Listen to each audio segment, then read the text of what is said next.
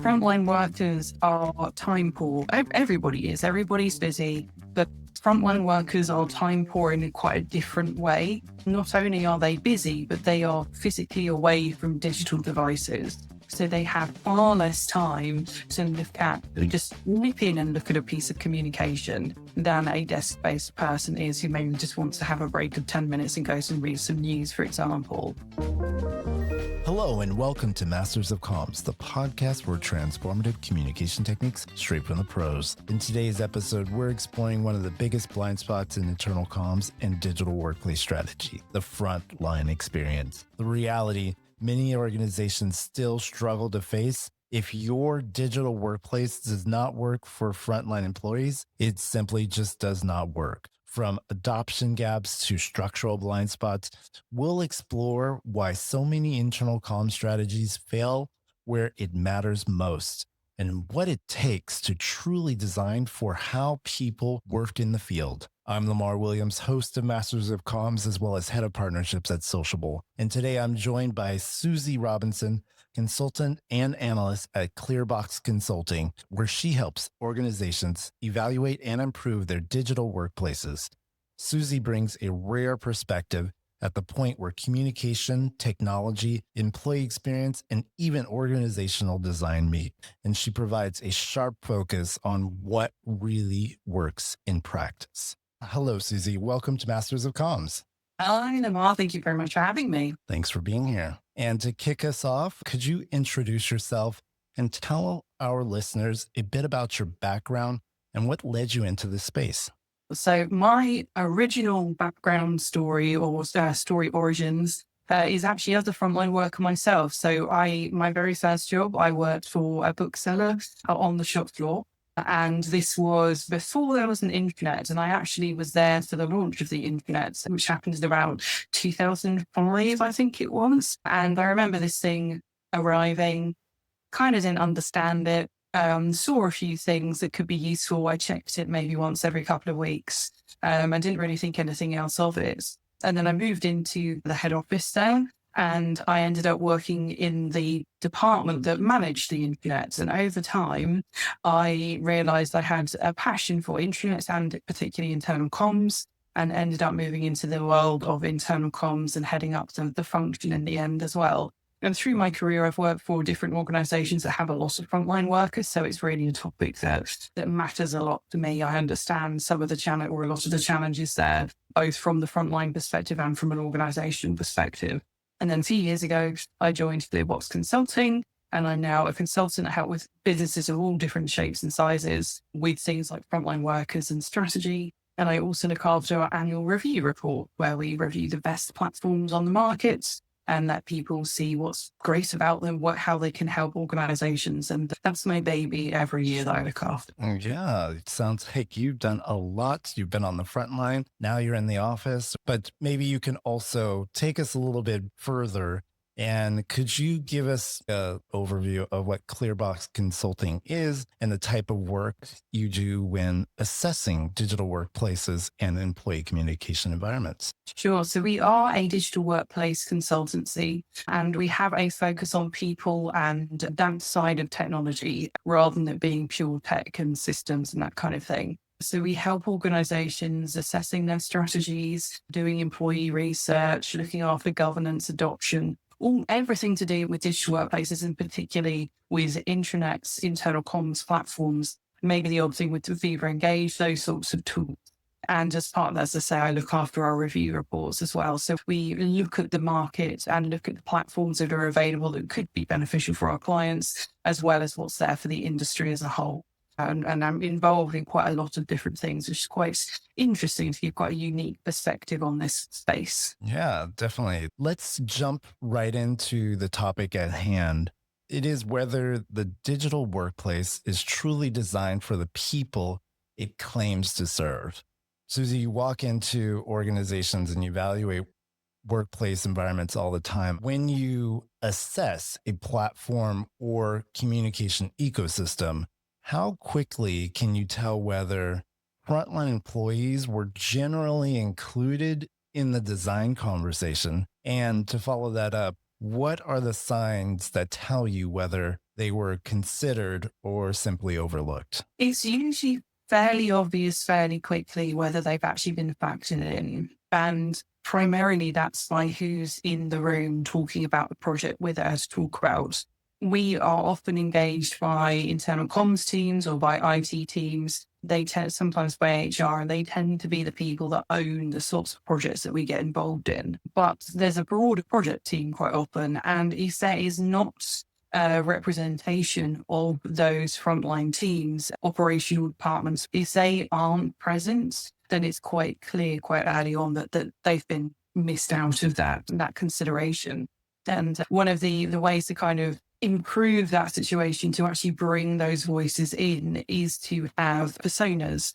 So to work up a series of personas that reflect the key people across the organization. And again, sometimes we see that organizations have personas, or we work with them to start building them, and they immediately go for the people that they know about, their colleagues in IT or in other desk-based function roles. And they don't necessarily factor in those people that are in those frontline worker roles. And that's something we try to bring in, and really try to bring that voice, that perspective into those considerations, to make sure that those people really are reflected throughout the project, given they're probably the ones that are going to be using it the most. Yeah, that's true. Personas. And so, with that, as we talk about what many companies believe when they're communicating effectively with these frontline employees, simply because they're publishing information somewhere, they think they're actually communicating to everyone. But there's often a large gap between what I would say leadership thinks is happening and what employees actually experienced. So, in your view, what is the biggest misconception that organizations have when it comes to frontline communication? Why does it seem to be so persistent? I think you've said it really, that publishing information and assuming that that's it. It's a risk with any communications, with any audience, not just the frontline. But I think that with the frontline, it's a bigger risk because there's not necessarily the validation that can happen easily to check whether something has landed. And so publishing something once and tick box, yes, that's it, done, is risky. There are situations where you're more likely to succeed. So if you have thought about the employee experience for those individuals and addressing mobile needs in particular, so if you have a mobile environment, then it's more likely to have succeeded and more likely to have landed if it's an actively used platform. But frontline workers are time poor. Everybody's busy, but frontline workers are time poor in quite a different way. Not only are they busy, but they are physically away from digital devices. So they have far less time to look at, just nip in and look at a piece of communication than a desk-based person is, who maybe just wants to have a break of 10 minutes and goes and reads some news, for example. And so it really is a bigger risk with frontline workers that doing something once, that means something has happened. And there's too many assumptions quite often happen in organizations where there are those frontline workers. And researching what they want, how they work, what methods they use already that are effective, where there are backup routes. So line managers, for example, are a huge part of frontline worker day jobs. You have foremen on building sites, you have shop managers, you have regional managers if you're in retail. There's all sorts of structures in place to help with the running of the business. So there are those functions available to then support the really important pieces of communication and updates and things that people really need to know. And sometimes I think that those are missed out when people don't really think that they're there as a suitable communications route. Yeah. How should leaders measure that validation that their content is being seen? I think that's, as you were talking about, there's no validation coming from the front line, or they're not seeing it. So how should they go about measuring that? It depends on what it is, which I know is a very consultancy answer, but it does depend a little bit on what it is and what the desired outcome is. asking how many views you've had on a piece of content isn't necessarily going to answer that question. And you could have a lower viewer rate on a piece of content than you have employees, and yet everybody's still aware of something. And so I think the way that we approach KPIs across a platform in an organization is to say, what question is it you're trying to answer? And then what methods do you have to get data to answer that question? So if it's a change in behavior, for example, if you're swapping a phone number for someone to call for something, is how many times was the previous phone number wrong? And was it have you got any data about where those people are from? Is it a particular region that's missing out? And I think it's trying to think beyond the analytics, beyond the statistics that are quite often included as by default in a platform, and thinking a little bit outside the box, that's also not doing that for everything. So not every piece of communication, as an internal communicator, it makes me sound to say this, but not every piece of communication is actually that important to an employee.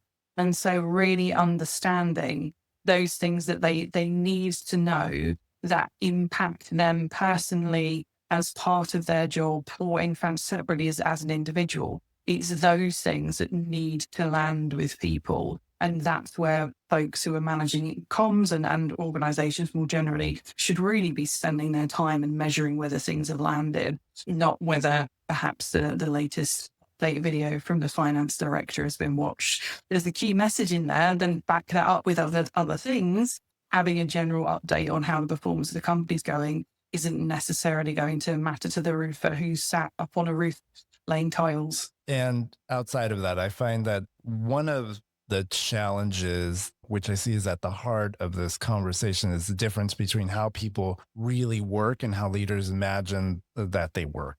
So is the digital workplace usually built around real operational behavior or around an idealized version of employee behavior that mostly exists in the headquarters frame of thinking? And maybe what does that disconnect cost organizations in practice?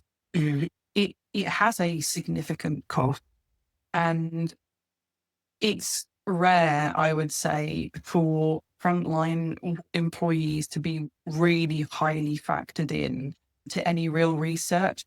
There are lots of assumptions, again, that they get made maybe based on previous experiences, like me when I had moved into head office. I had all the experiences from where I worked on the shop floor, and I would draw on that. But things change, processes change. The way that the organization is structured, it changes. And so getting real live data is still important.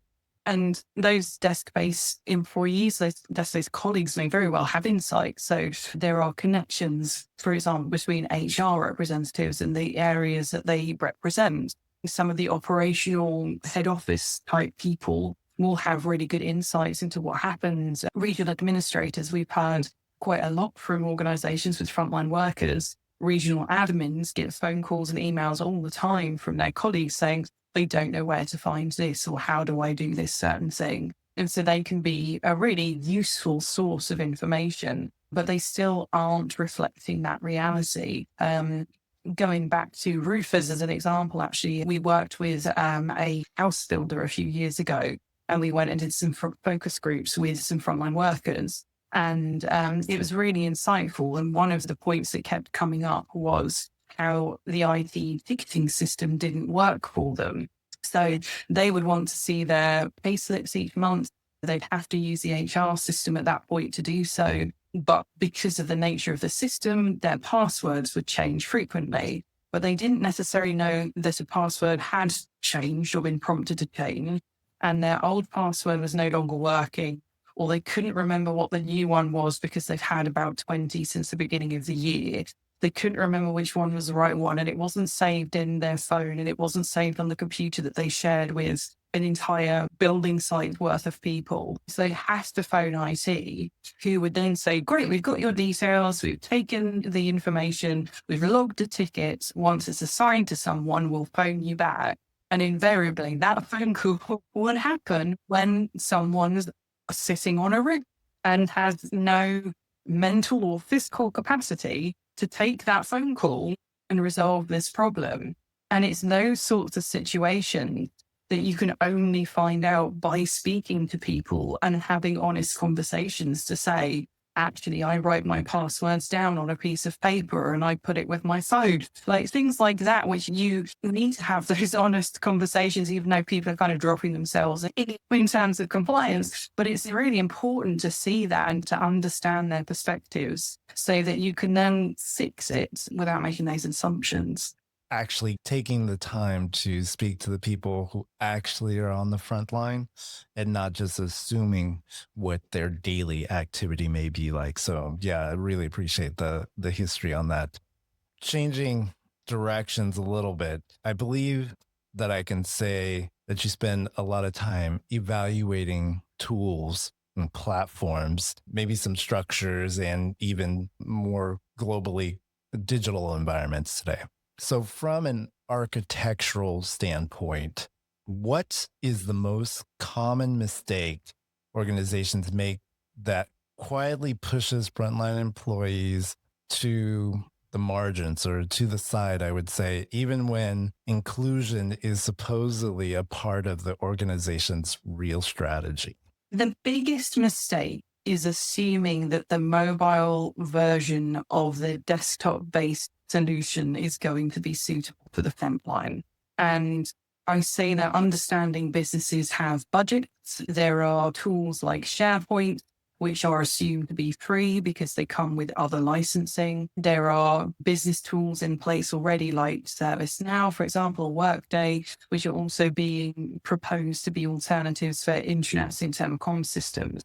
But that decision to just go with what you have because it's free or to go with what you have because it meets the need of desk-based workers is risky and unlikely to meet that use case for frontline workers. Tools like SharePoint and other desk-based insurance solutions tend to be very sophisticated. They tend to be very comprehensive. So they're very broad, can be very deep products and all platforms that have been developed within an organization to address health and safety policy and information, as well as HR and kind of other process documentation. And they can be very, very comprehensive. But the reality, again, of that person sat on a roof of trying to find something that they need desperately in that moment, having something that's so broad and so deep, but also forced into a small screen environment through a mobile can be a really hard experience and can just lead to people giving up. Just one of the benefits of those more sophisticated solutions, of course, is they tend to come with very, very good governance and lifecycle tools. And so they can be relied on for search. So as long as you are actively maintaining things in the background, of course, then they can deliver that experience. But that's kind of where the extent, I would say, of that sophistication reaches, because frontline workers want to be able to nip in, get what they need and head out and maybe look at something while they're there or engage in something while they're on a break if they're enjoying that experience. But a pared back, simplified experience is really what they want. And so having something that's more designed for that mobile first experience is a better experience for the frontline workers that can potentially complement other business systems that then desk-based workers are using. And certainly where the majority of workers are frontline, that's where that experience really does need to be prioritized over the people in head office who are probably running the project and making the selection. But their needs kind of need to come so that can lead to the frontline. Yeah, that's great feedback. Thank you. And that kind of leads into my next question, which is we're hearing a lot about a mobile first strategy, but in practice, is mobile first truly enough to support frontline communication, or is it more of a reassuring label than a solution? So I think if it's done well with most platforms, if it's done well, it absolutely can be a vital tool. And having that mobile first approach and accepting that having a simplified approach to your content and the way that communications are delivered and what people really need can build a really valuable frontline worker tool. But in practice, it is still just one channel. And again, speaking as someone who had very limited budgets and very few channels in the organizations I worked in, there are still other channels you can use. There are other ways to reach people, even if it's just to reaffirm messages or to make sure that things have been delivered. And line managers, as I've already mentioned, they are a really vital part of the frontline work of communications and backing up messages and making sure things are done. And so supporting those channels, those people, can sometimes be as valuable as the primary communications tool that you're working on. So thinking, how can we send line managers communications that only they can see, that complements what's gone out to everybody? Is there a way we can provide cascade packs? Can we break this down so that they can gradually train something out to people over a few weeks in daily or weekly meetings they have with the whole team? All of those sorts of steps can help combine into reaffirming messages that go out. Where they are those important ones that need to be pushed out in that way. Yeah. I would assume that adoption is another thing that leaders are looking to address, and it's also where many strategies can actually fall apart. So when frontline usage is actually low, what is the uncomfortable truth leadership tends to avoid, I would say?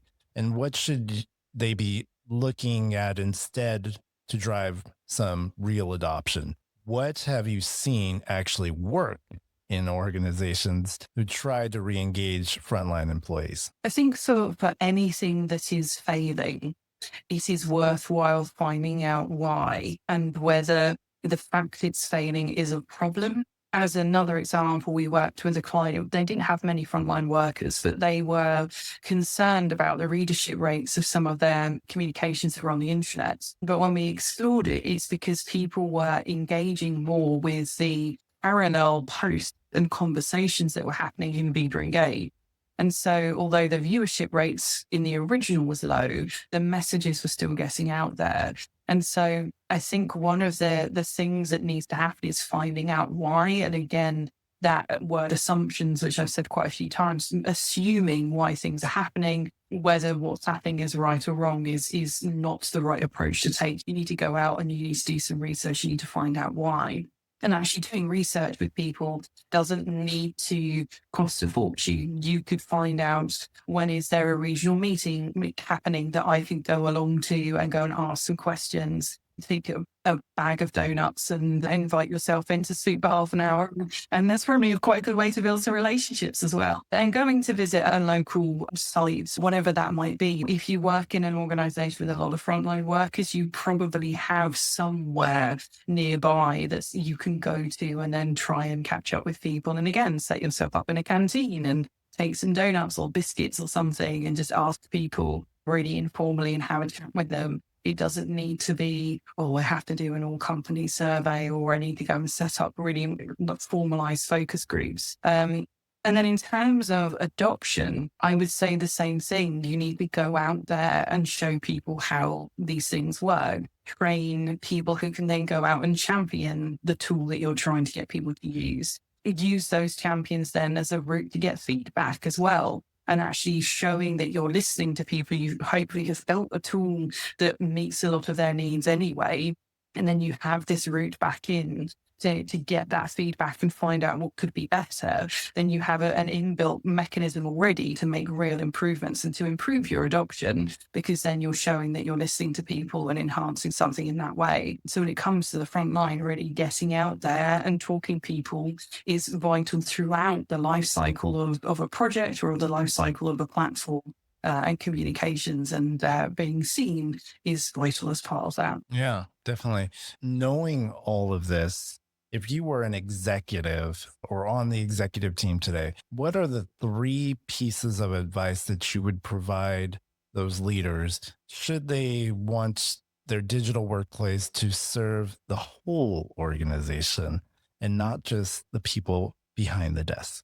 The first of all, research. So speaking to everybody. So yes, those people behind desks as well, but also the front line, and finding out what you don't know, and you don't know what you don't know. And so your assumptions that's why those are risky, just to listen to those. The second one, you also need to think about your overall company objectives and your overall company strategy, and being able to tie together your discovery work, your research with your employees, with your strategy, then will really reinforce the strategy behind your comms, behind any platforms that you manage, and make that a really robust process that leans on each other.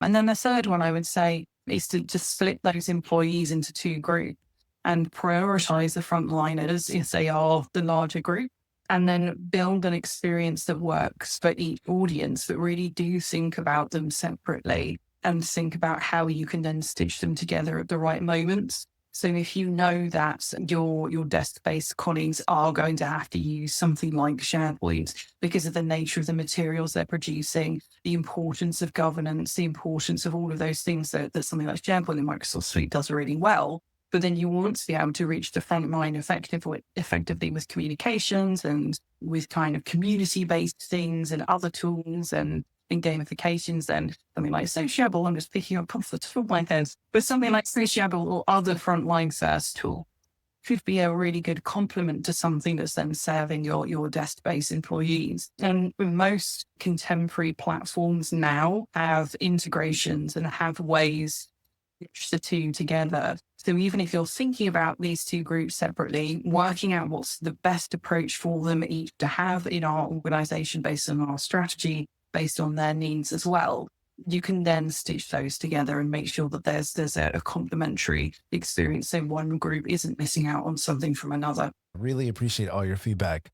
This has really been packed with concrete insights that leaders can implement really quickly into their organizations. But before we go, I have one final question that we always end on, which is this. Is there a book or film that you've read recently or seen that made you rethink something or even inspired you, and what stayed with you after? There's one book, I originally read it a few years ago now, but I recently reread it. It's called Black Box Thinking, and it addresses the concept of failure and why failing is not a bad thing.